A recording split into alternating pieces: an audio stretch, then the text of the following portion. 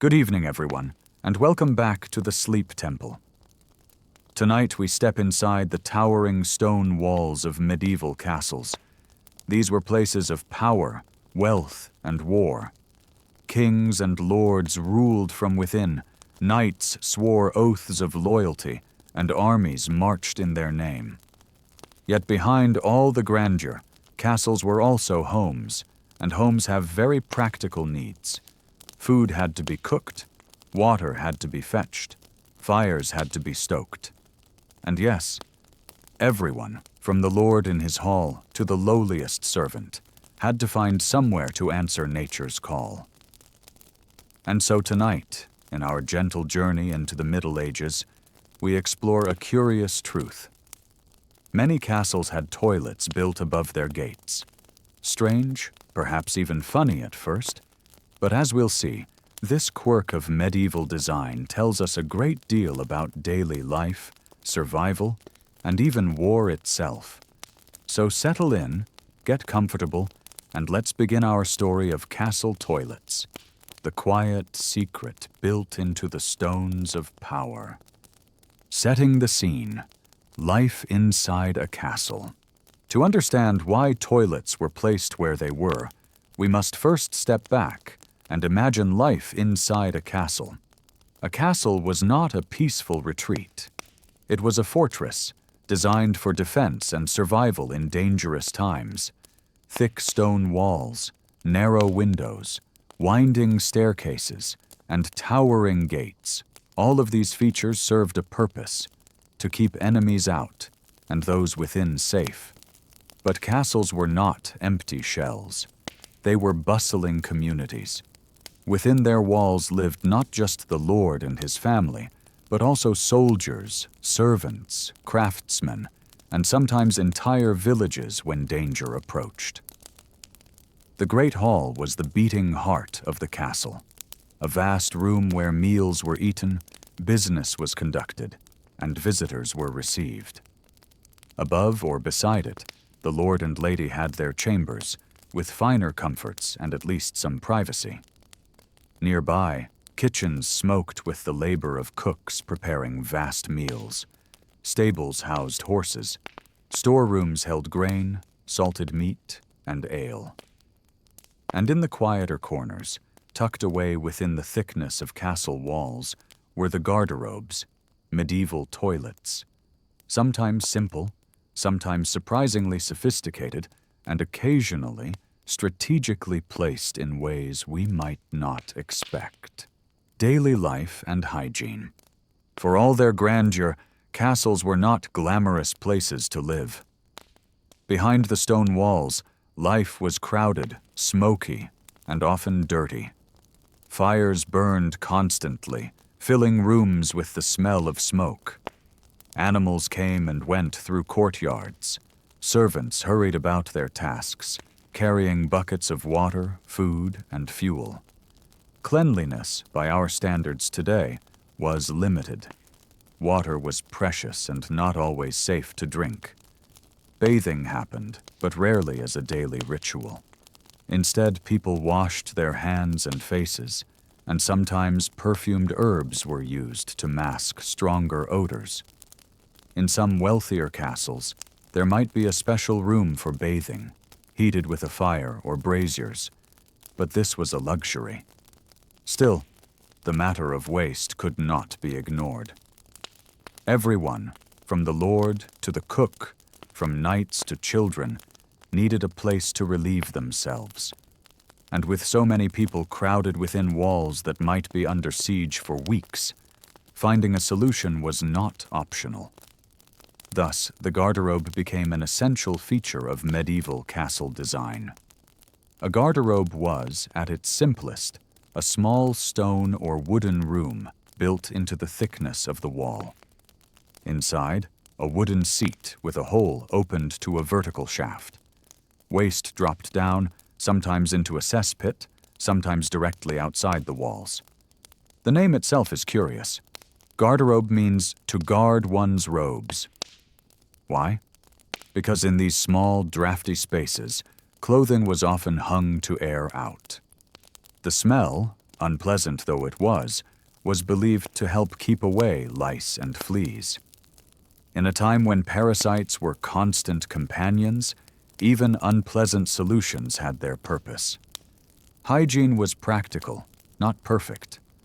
Rushes or straw might be used to wipe, and sometimes scraps of cloth. Buckets of water or vinegar might be poured down to wash the shaft.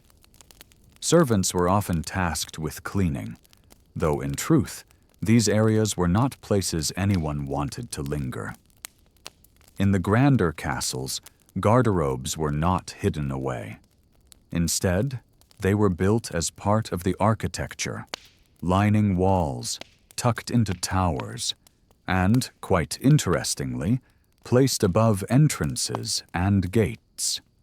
At first, this seems strange, but as we'll soon see, the placement was not accidental. It was both practical and, at times, strategic. Castle design and toilets explained. Castles were more than symbols of power. They were machines of survival. Every tower, wall, and staircase was designed with purpose. So too were the toilets, strange as that might sound. In most castles, garderobes were built into the thick outer walls. From the inside, they were small chambers, sometimes no bigger than a cupboard with a wooden seat. From the outside, you might see a narrow vertical chute or a projecting stone box. These were called garderobe turrets, or sometimes toilet towers. But here is where it gets interesting. Many garderobes were placed directly above castle gates. Why? The answer lies in both practicality and defense. First, the practical side. The castle gate was often built over a ditch or moat. Waste from the garderobe, dropped from above, could be carried away by water or collected in a pit outside the walls, out of sight and, more importantly, out of smell. The location was convenient because it kept the interior cleaner and made disposal easier. Second, the defensive side. In times of siege, the gate was the most vulnerable point of attack. Enemies would gather there, trying to batter down doors or climb upwards. Placing garderobes above this spot created an unpleasant but effective deterrent. If attackers tried to force the gate, defenders above could simply release waste, not just human waste, but also dirty water, kitchen slop, or even worse, down onto the invaders. It was an early form of psychological and biological warfare. The placement of these toilets reminds us of how intertwined daily life and defense were in the medieval world. Nothing in castle design was wasted. Even the most private needs could serve a larger purpose. To modern minds, it might seem unhygienic or bizarre, but to a medieval builder, it was common sense.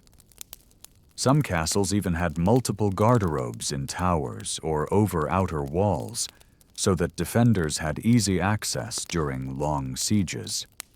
A castle under attack might need every advantage it could find, and sometimes the humble toilet provided just that. The strategic secret: toilets in war. When we think of medieval warfare, we imagine catapults hurling stones, knights clashing in armor, and arrows raining from the sky.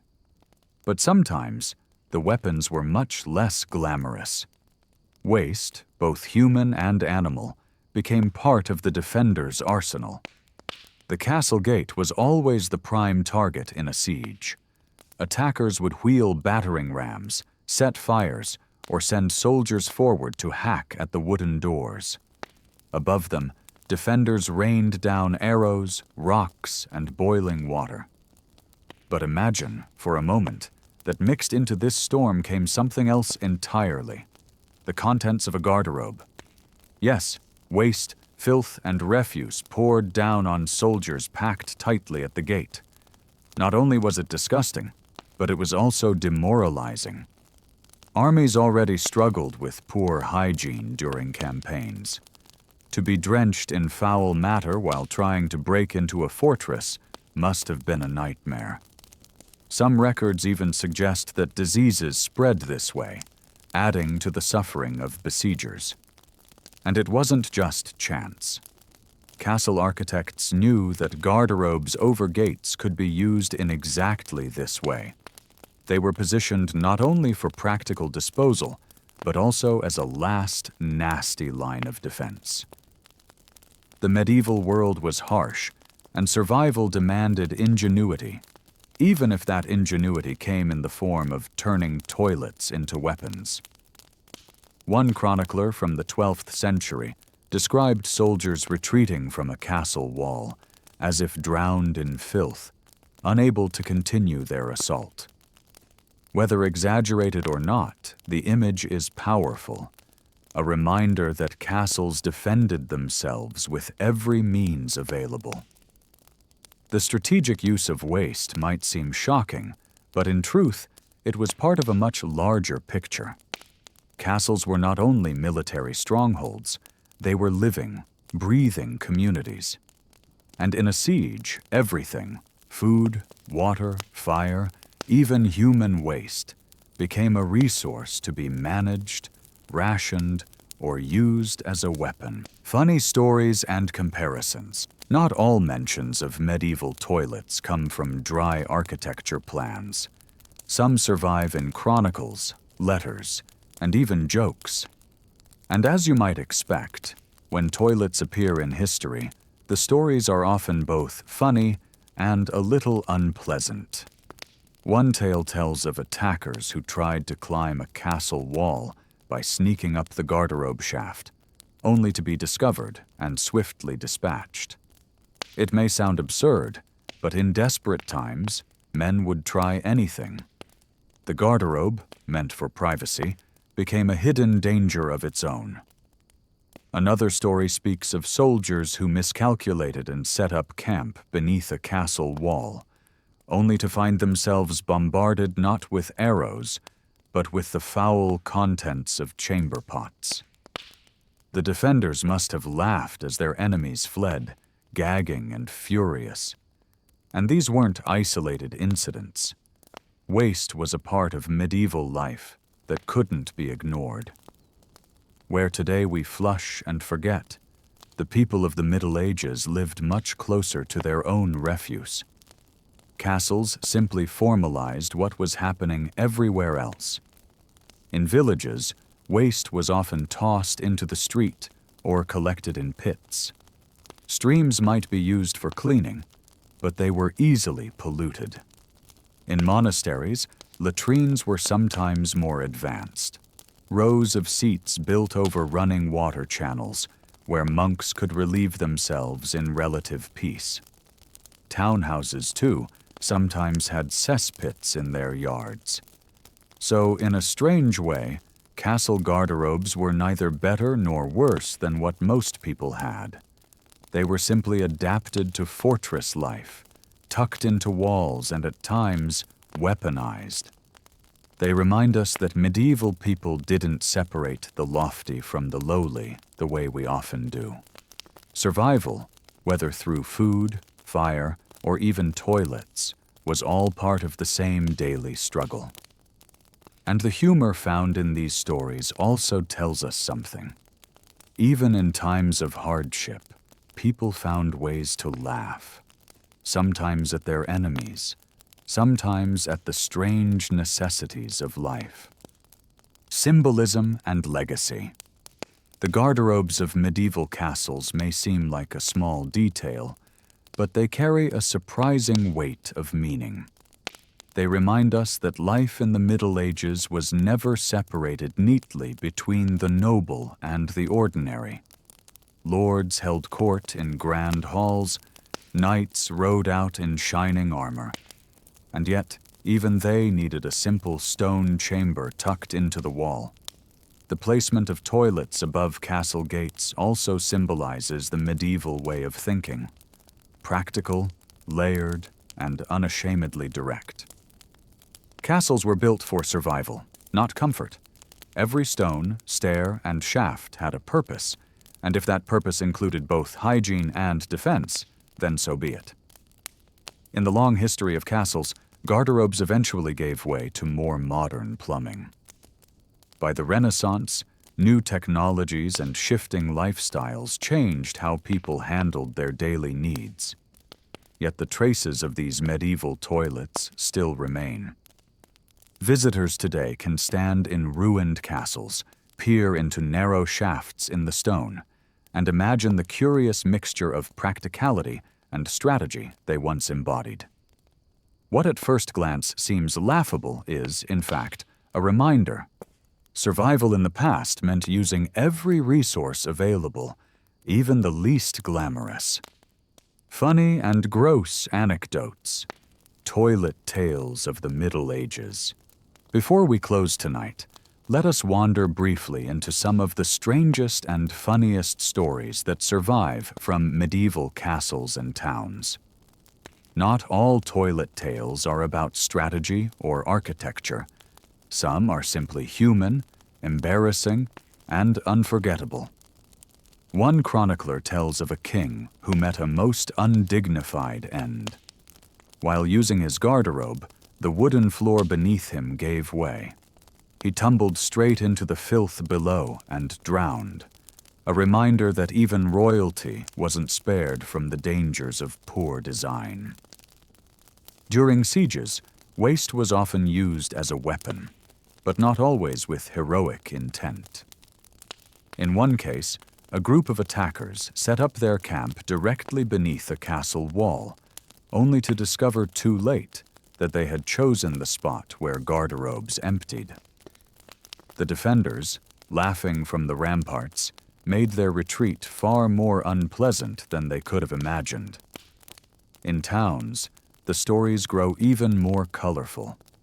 Streets often ran with refuse, and chamber pots were emptied from windows with only a shouted warning, if any warning was given at all.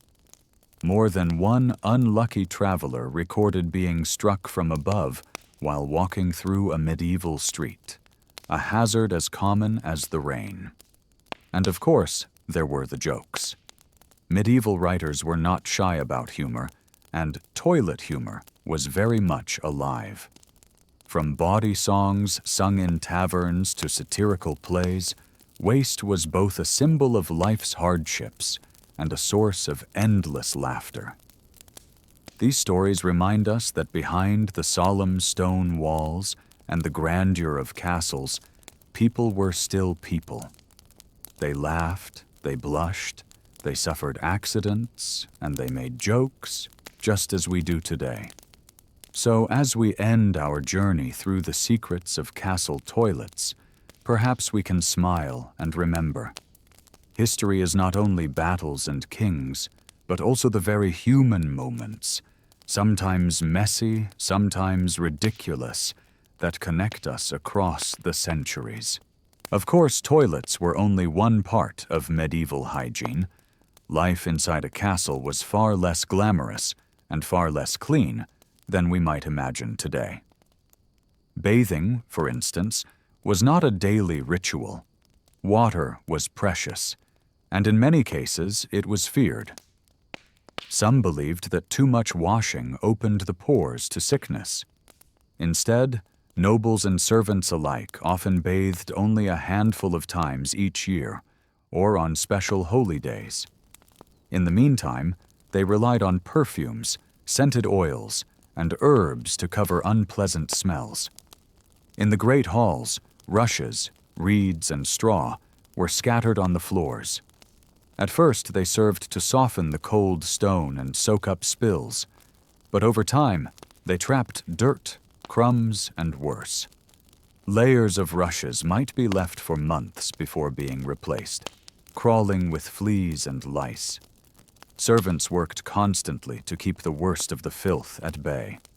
They hung herbs such as lavender, mint, and rosemary on walls and rafters, believing their fragrance would ward off disease. Clothes, too, were rarely washed. Instead, they were brushed, beaten, and sprinkled with powders to mask the smell. Parasites were a fact of daily life. Fleas and lice infested both peasants and nobles. Even the grandest lord, dressed in silk and fur, might scratch at his collar during a feast. Dogs and cats roamed freely through halls, bringing their own share of fleas. Rats, ever present in storerooms and kitchens, spread sickness. Yet in some ways, castles were cleaner than the towns below. Streets in medieval cities often doubled as sewers, with chamber pots emptied from windows into the gutters. Castles, with their garderobes, moats, and latrines, at least carried waste away from the living spaces. Still, the truth is clear. Life in a castle may have been grand compared to the cottages of peasants, but it was not free of smells, dirt, and discomfort. In stone walls that echoed with music and laughter, there was always the other side.